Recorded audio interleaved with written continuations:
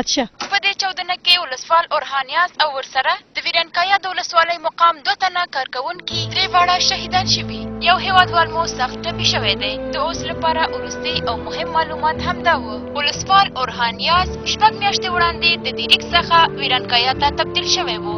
یاز واده کړی و او د 2 ماشومانو پلار و. د چاودنې په وخت کې ورسره یو 6 کلن زوی هم و چې هغه هم ټپي شوی.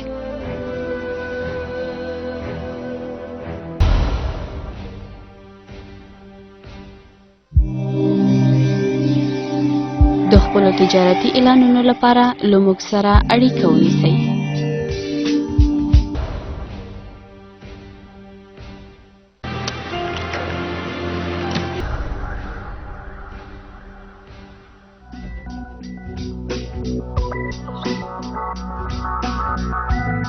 سوال صاحب موږ ته یو داسې ښکلی نوم پکار دی.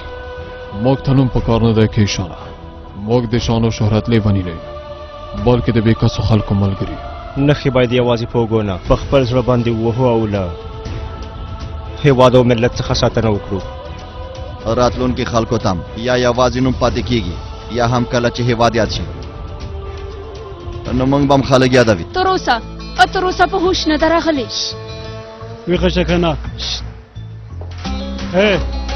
سمه ده بس دی نور هیله کوم ولسوال صاحب ما ته اجازه راکړه چې د جنازې چمتووالی ونیسو.